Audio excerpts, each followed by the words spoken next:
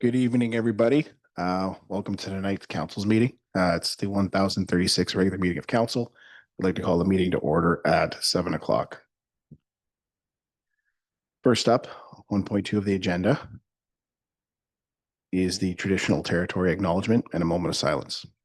Council of the Township of Red Rock hereby acknowledges that we are on the traditional territory of the Robinson Superior Treaty and that the land which we gather on is home to the Red Rock Indian Band, the Anishinaabe people, and the Métis. Thank you. 1.3, we have the Declaration of Local Government Week. So this week, we join communities across Ontario in celebrating Local Government Week, a time to recognize the dedicated people that run the Township of Red Rock, keep it running strong. From our mayor and council to our administrative team, public works, recreation staff, fire department, emergency services, local government is the foundation of a community. It's where decisions are made with care, where teamwork drives progress, and where the focus is always serving our residents. Here in Red Rock, we take great pride in progress that we've made together, maintaining our beautiful community, improving the local infrastructure, supporting events and recreation, and continuing to make the best use of all resources for the benefit of all. Local government isn't just about policies and programs. It's about people, partnerships, and pride in the community. During Local Government Week, we celebrate the hard work that happens behind the scenes and every day with the commitment that keeps Red Rock moving forward. Together, we're building a vibrant, welcoming community that reflects the true spirit of Red Rock. 1.4 is the declaration of the Public Ontario Library Week. So whereas the public library offers access to information, and whereas the public library supports personal growth, economic renewal, and quality of life, and whereas we recognize that the board and staff at the Red Rock Public Library provide a vital service to our community.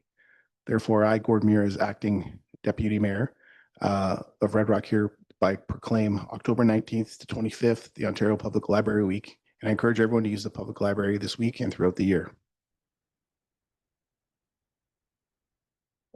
So 1.5, are there any amendments to the agenda? I see none. I have a mover or seconder to accept the agenda as follows. Councillor Brand, Councillor Smith, all in favor? All in favor, motion is carried. 1.6, request disclosure of interest. Anybody? I see none. So at 3 here, I'm going to turn over the meeting back to the mayor now. Once the mayor gets logged on. No pressure.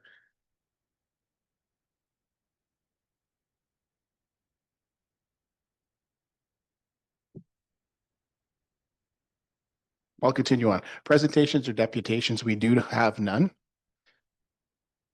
So previous minutes of the council meetings at 3.1.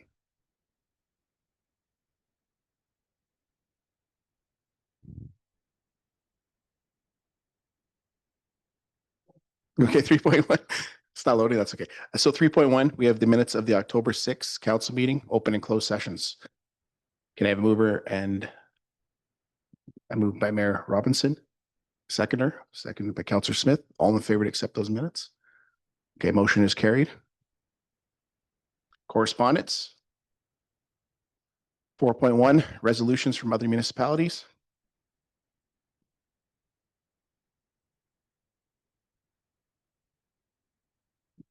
None. NOMA meeting minutes from June 18th, 2025. Questions or comments? I see none. 4.3, TBDHU meeting minutes. Any questions or comments? I'm seeing none. 4.4, OPP Detachment Board. This is October 14th, 2025 meeting agenda. Also has a lengthy police report in there. Am I seeing any questions? 4.5, TBDML, July 12th, 2025 meeting minutes. Questions? Okay.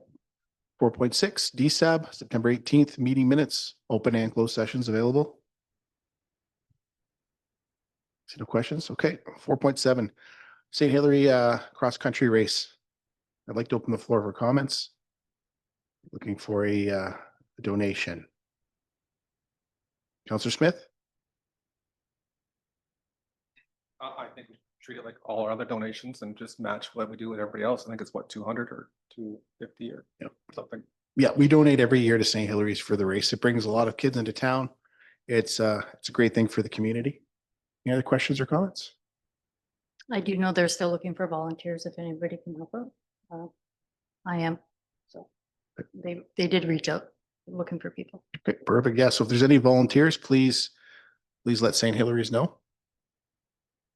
Okay, so could I have a resolution to approve a donation for $250 to St. Hilary's? I have a mover and seconder. Moved by Councillor Smith, second by Mayor Robinson. All in favor? Motion is carried. So at this time, 4.8, I'm going to pass it over to Mayor Robinson. If Mayor Robinson's computer is loaded. Okay, we're good. All right. Okay, thank you. Thank you, Gord. 4.8 Red Rock Public Library.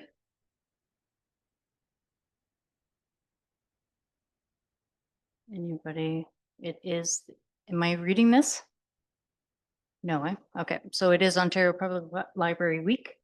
Red Rock Public Library is hosting many events, an open house tonight.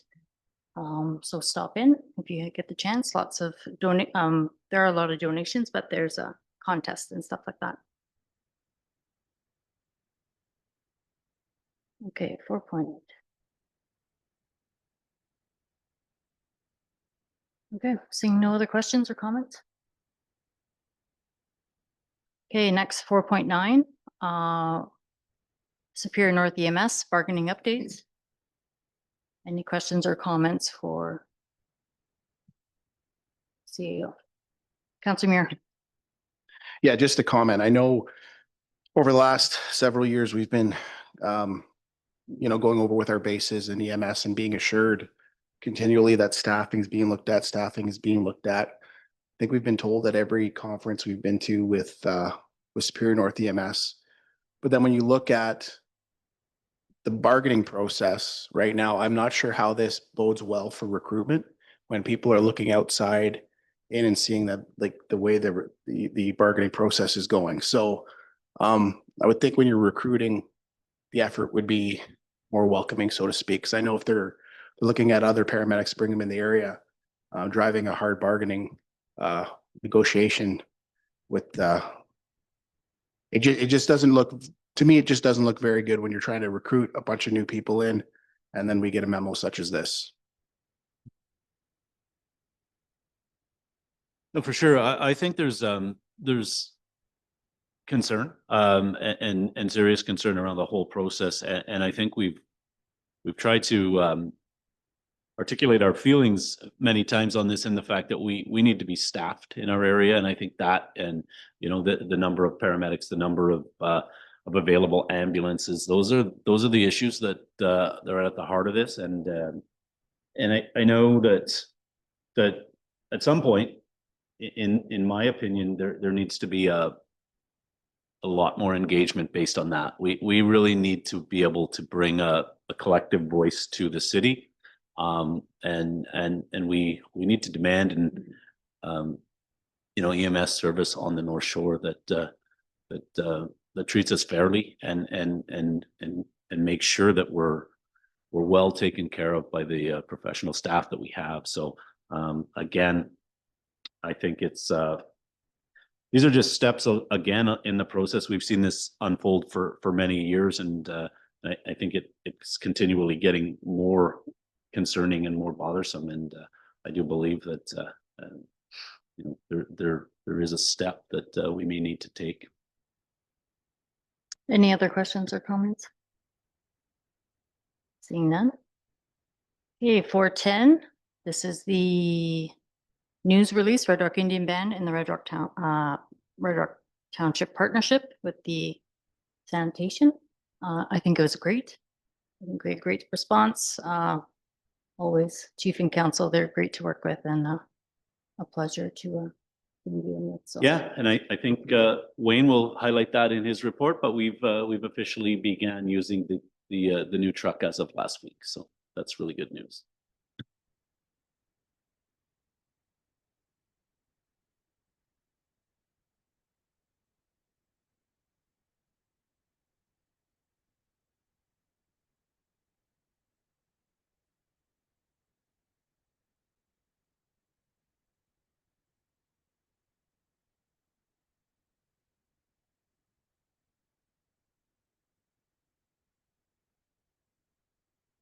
Counselor Brand, I'd like to make a motion that we provide the same amount that we've done in the past.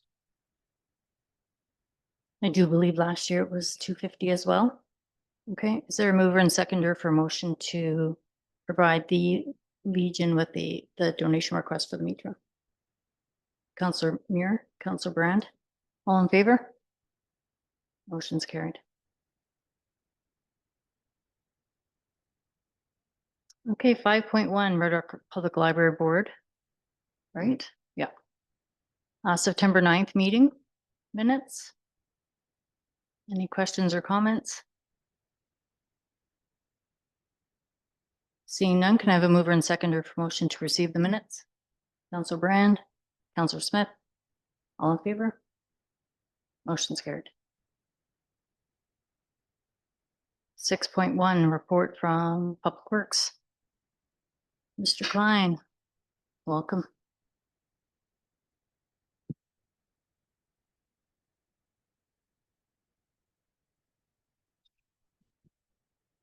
Good evening, folks. So if you guys had a chance to review the report, if you guys want me to highlight a couple of things on it. Probably the first thing is the of the MECP's inspection of our landfill. There was 10 action items to be performed, 7 by Pigeon and 3 by us. The 3 by us is now complete. It's going to be in early October and signed off with pictures, documentation, etc. And the inspector was very happy with the result of that. As also mentioned, we started using the Red Rock Indian Band garbage truck this past week. I've never seen 2 guys more excited to take up garbage than those 2 were this week. So they're very happy with the new equipment, and I think the timing is perfect. And working with the Indian Band as well, as far as when they use it and use it, and we're still hashing out some of the maintenance deals, but that'll be ongoing between Shane and myself. As far as facilities go, we completed our monthly streetlight inspection. We had 3 streetlights that were not functioning.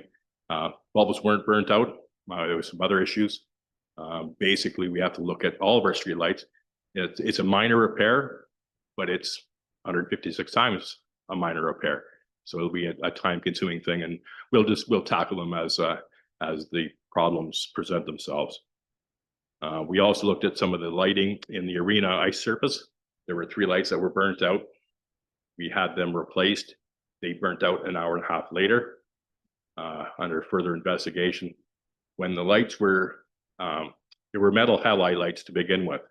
About 10 years ago, they got a quote to have them changed to LED. Quote was probably excessive at the time. It's still excessive. So the normal path forward for that is either remove the ballast or bypass the ballast.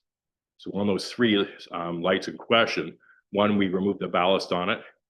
Took about 45 minutes to get that done. The other 2, they bypassed the ballast, took about 15, 20 minutes each. So then we decided to go ahead with bypassing the ballast on the remaining 33 lights in the arena and the 20 lights in the gym area. So now when you go into either of those areas, you will not hear that humming, buzzing sound anymore. They've all been replaced, and it was all completed last weekend.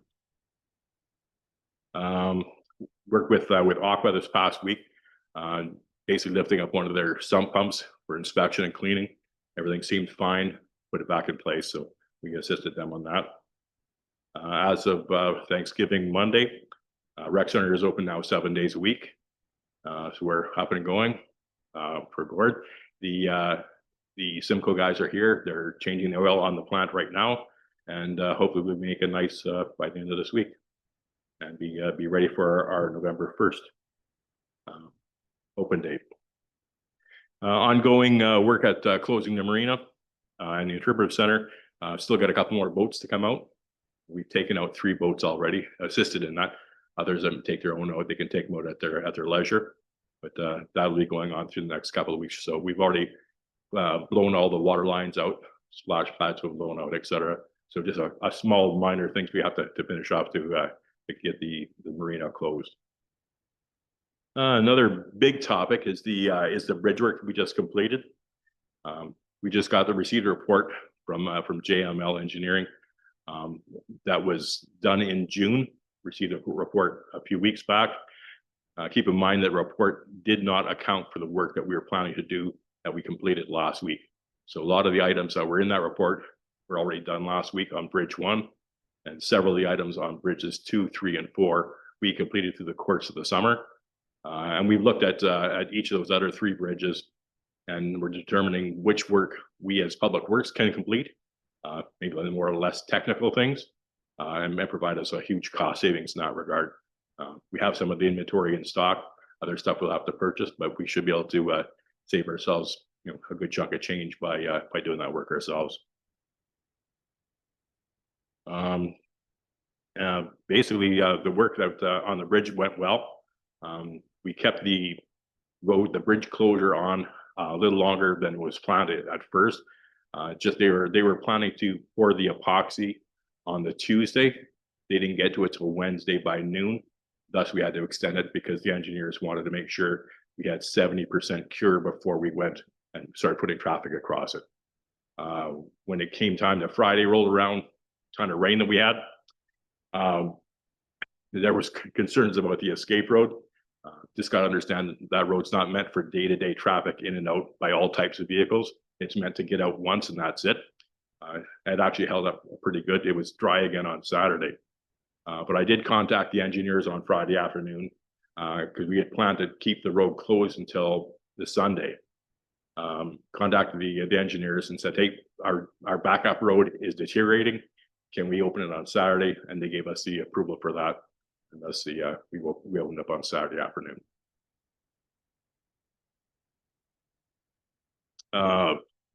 Other work that was completed, the same company that did bridge work, they were down here, so we saved on some mobilization costs. They inspected, did some cleaning and repair on our water intake. So that was a little bonus for us. Also on October the 10th, Mark and I, we were down at the waterfront with a group from the Lakehead Regional Conservation Authority, looking at the Phragmites, which aren't Phragmites. There are none on municipal property, so there's one less concern for us. However, we do have the narrow leaf cattails that are down there, which are as well an invasive species. They will be forwarding some information and some management opportunities to Mark and myself, so we can look at how we address those going forward. Other than that, we did 4 sewer inspections and repairs throughout the community. So there's 4 more happy residents. Another tree was removed in town to assist in one of those sewer repairs. And also we worked on the preparation for the cruise ship that came on the 4th of October. And also we in the past 4 weeks or so, we've assisted with the beautification committee in their seasonal rollback of all the benches and pots and flowers, et cetera, et cetera. And that's pretty much how our month went. Any questions, comments? Councillor Muir.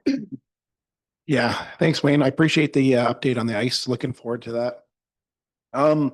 With regard to the bridges, I know I've been on council for a while and seeing these reports, and every year I get worried about the bridges. I mean, Bridge 1, obviously, you look at the pictures and it doesn't look like a bridge that you would see nowadays, right? So obviously we've been lobbying hard to get a new bridge, and we'll continue to lobby getting a new bridge. And I guess my biggest concern is some of the other secondary bridges, 3, 4, and the culvert. I think at some point the municipality really needs to look at whatever's on the other side, if they're coming up for sale, purchase those buildings so we can get rid of those bridges. I think there's got to be a plan in place because long term, we're not going to be able to maintain all of those bridges. It's this not without spending a tremendous amount of money, but I'm glad that there's a plan that internally we can do a lot of fixes. I think long term, we do need to look at getting rid of these bridges and purchasing whatever's on the other side of them. Yeah, things like guardrails, timber decking, bolts, cotter pins and such. These are all things that we can do ourselves. When I looked at the costs that they had estimated for some of these things, it's a little bit too high, right? So I know that our guy can are more than efficient enough to get that kind of stuff done.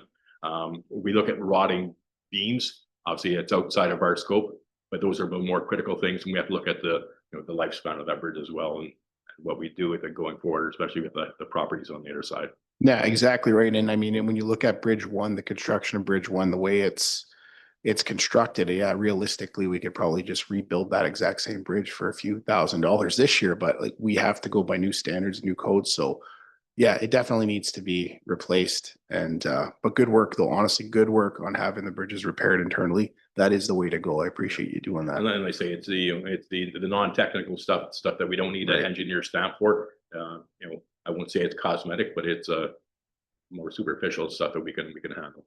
Perfect. Thanks. Keep up the good work, eh? Either. Any other questions or comments?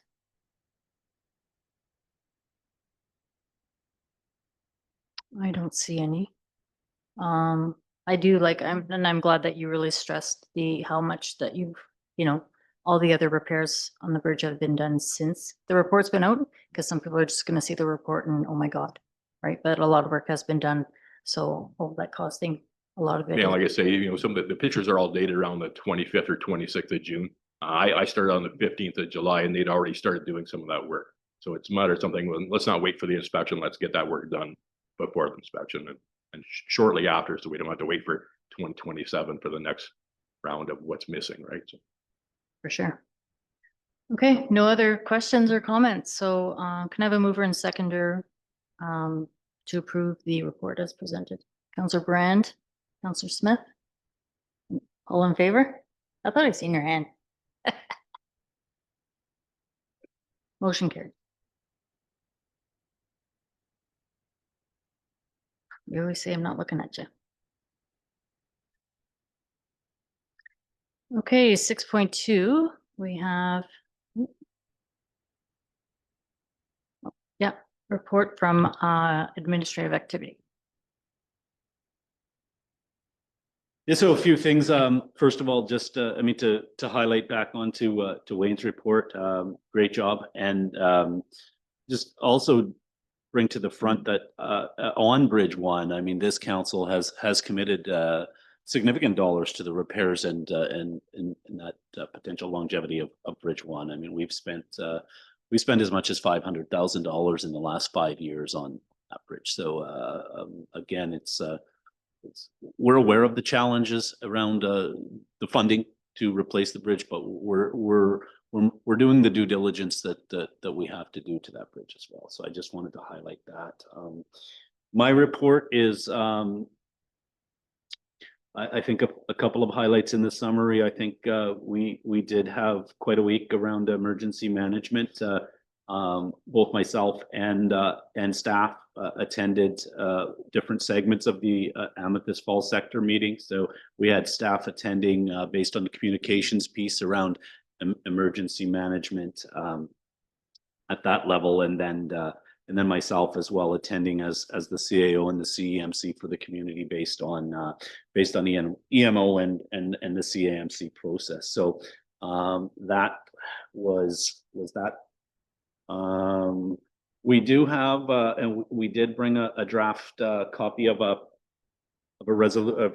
process and a policy for the student counselor to council. So what we wanted to do is bring you that draft copy, have any comments, any concerns, and then what we would like to do then is engage the school and have those discussions and see if we can go further with that. Certainly not rewriting a policy here. We're sharing information with our neighbors, and we're using policies that work. So if there's any discussion on that, we can have that at the end of this report. Otherwise, what we'd like to do is then bring that policy back to council for approval next meeting. Roma annual conference again. I did get notification today of the deadline for the delegation, so we'll have those delegations. We just received that today, so we can bring that information to council for next meeting. But I would assume we're looking at the same bridge repairs and those. So we've got a pretty good handle on those documents. We can almost just change the date, and that becomes very common as you're looking for large dollars on projects. So we can bring a report back through that in the next meeting. the Phragmites, Wayne covered that. We did have that meeting and are waiting for further information on that. What I wanted to bring as a discussion to council right now at tonight's meeting is a very initial discussion, but one I think that we have to have as an important discussion moving forward. Wayne, you may want to come back up just in case there's any questions on this as well, be part of this. But what we're finding and what we have been finding for a while and highlighted more with now with a dedicated public works manager and facilities manager in place, we're able to look further into a lot of our infrastructure. And we've been doing a fantastic job of that in the last 3.5 months, I must say. This discussion is based around water meters and billing and our structures around that. So what we have in the township of Red Rock is rather unique for a small community.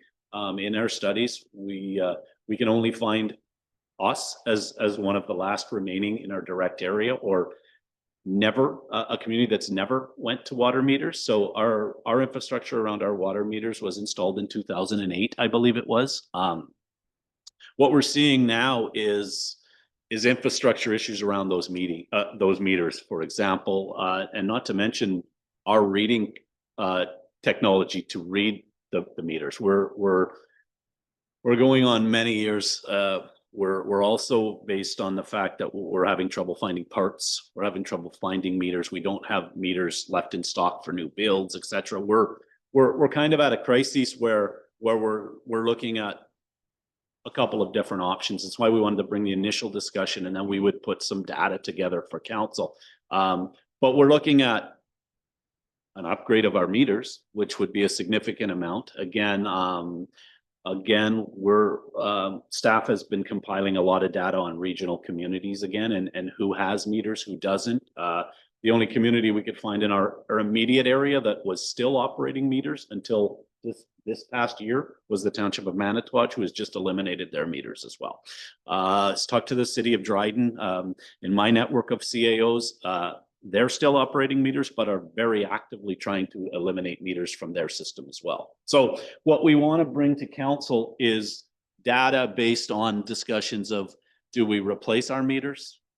And I think what we have learned, the general direction right now would be, and the direction coming from my office would be no. It would be a huge cost to our infrastructure. But setting a new policy moving forward where we invoice for water and sewer in a different manner, like similar to other communities in our area. So it's flat rate billing, for example. You know, there's multiple communities that do it a few different ways.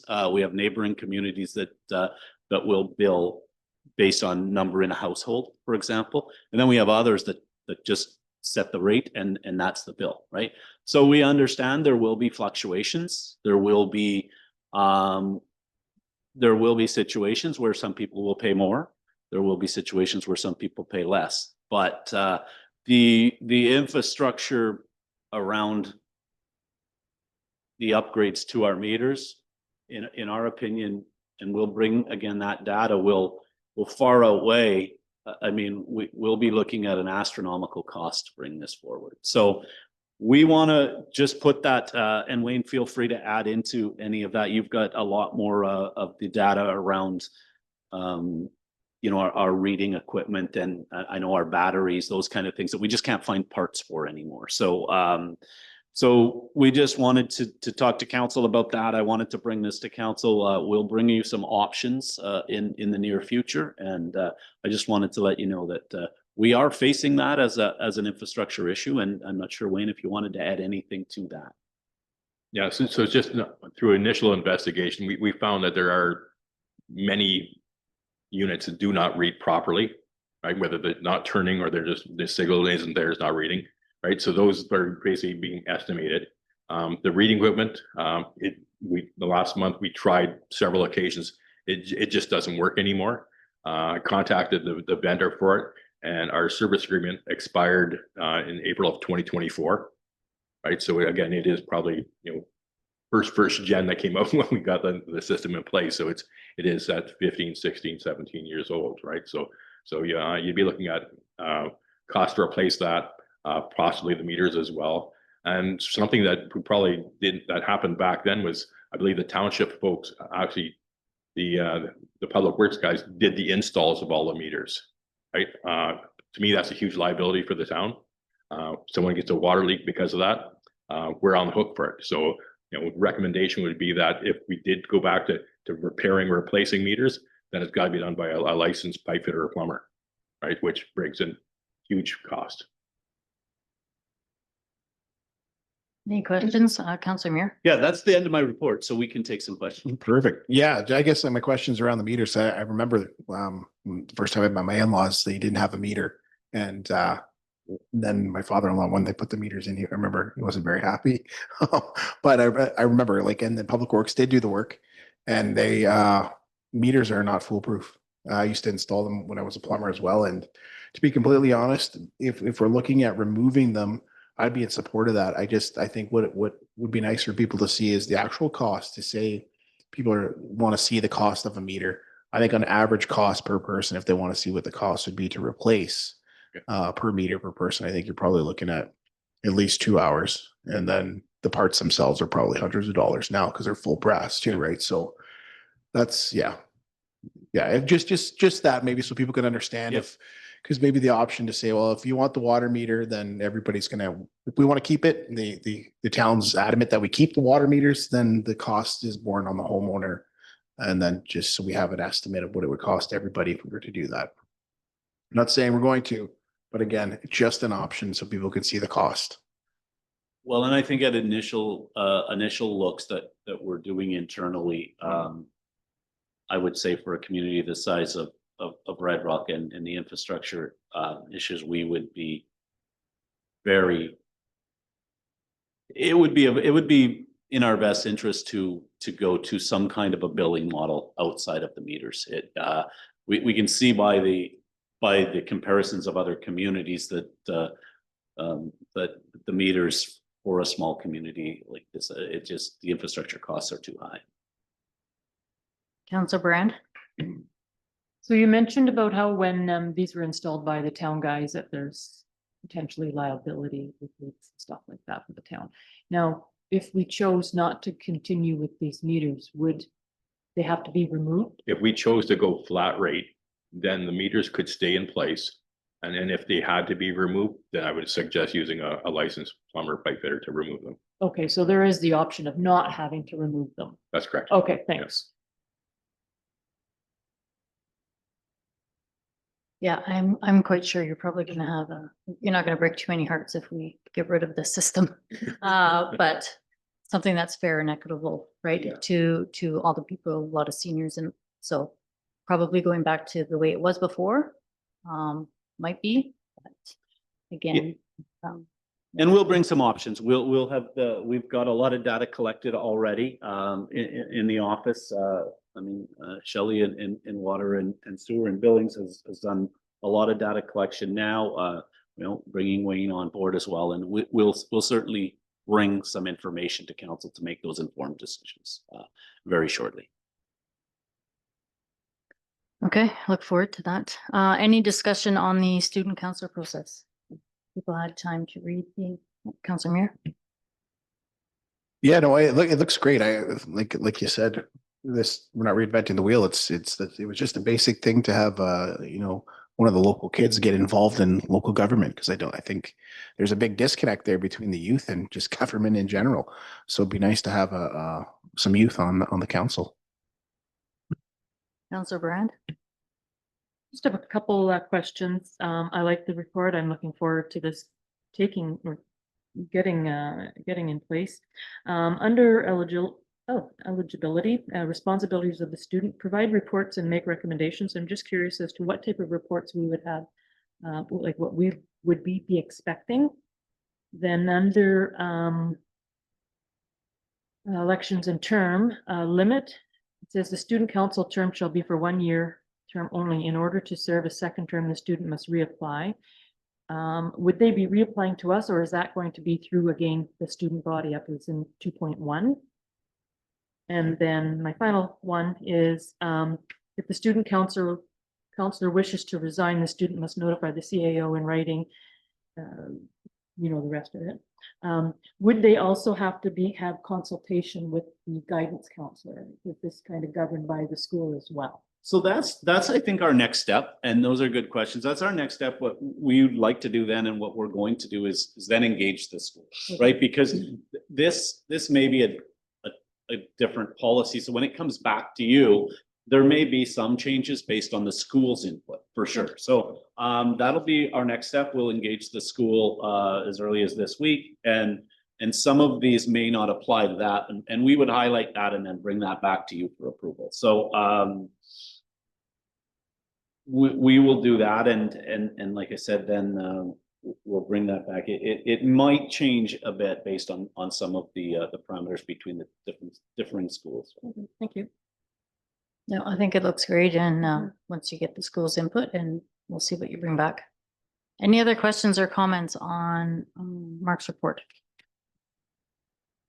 Seeing none, can I have a mover and seconder for motion to approve the report as presented? Councillor Muir, Councillor Smith, all in favor? Motion's carried. Okay. Okay, question period. We don't have anybody here tonight, so there's no question period. So we're going to go into closed session. Can I have a mover and seconder for motion to go into closed session as printed in the agenda? Councillor Brand, Councillor Smith, all in favor? Motion's carried at 7:36. Okay.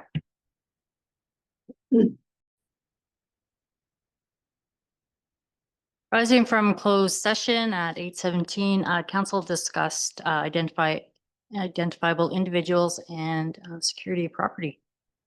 Okay, confirming bylaw. Can I have a mover and seconder for motion to confirm the proceedings of council? Councillor Muir, Councillor Smith, all in favor? Motion's carried. Okay, I think the next meeting is November 3rd. I believe that's Monday. Yeah. Okay. Happy Halloween, everybody. Stay safe. Go Jays, go.